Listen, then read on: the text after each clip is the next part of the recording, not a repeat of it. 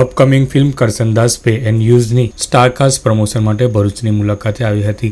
Gujarati film ક્ષેત્રે નવા સીમાચિહ્ન અંકિત કરનાર ફિલ્મ છેલ્લો દિવસના મેકર્સ દ્વારા બનાવવામાં આવેલ કરસનદાસ પે એન્ડ યુઝ આગામી 19મી મેના રોજ રજૂ થનાર છે, જેના મુખ્ય કલાકારો મયુર ચૌહાણ અને દીક્ષા જોશીએ ભરૂચ ખાતે પત્રકાર પરિષદ યોજી ફિલ્મ અંગે માહિતી આપી હતી.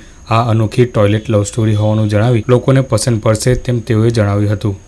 કે અત્યાર સુધીમાં આપણે લવ સ્ટોરી જોઈ છે, જે સ્વિટ્ઝરલેન્ડમાં થઈ હોય, જે કાશ્મીરમાં થઈ હોય, જે સ્કૂલમાં થઈ હોય, કોલેજમાં થઈ હોય, પણ શૌચાલયમાં કોઈ લવ સ્ટોરી કેવી રીતે હોઈ શકે, એની પોસિબિલિટી છે પણ કે નહીં. તો આ એક વિચાર હતો, એના ઉપર આ ફિલ્મ બની છે.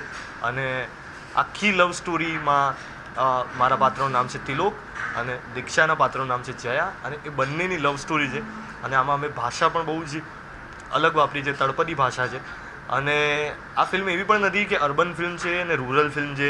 આ દરેક ગુજરાતી દર્શકોને જોવી ગમે એવી ફિલ્મ છે. સાથે સાથે હળવી રીતે એક સામાજિક સંદેશો પણ છે, જેમાં માનવતાનો સંદેશ છે, જેમાં આપણે કોઈ પણ પ્રકારનો ભેદભાવ ના રાખવો જોઈએ એવી વાત છે.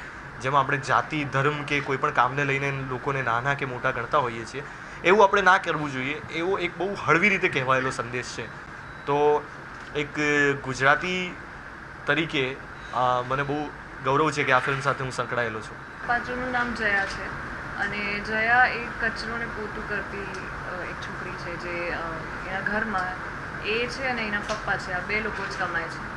અને એક દિવસ એ જાય છે પે એન્ડ યુઝમાં અને ત્યાં તે લોકોને મળે છે અને ત્યાંથી આખી જે લવ સ્ટોરી છે એમની એ શરૂ થાય છે.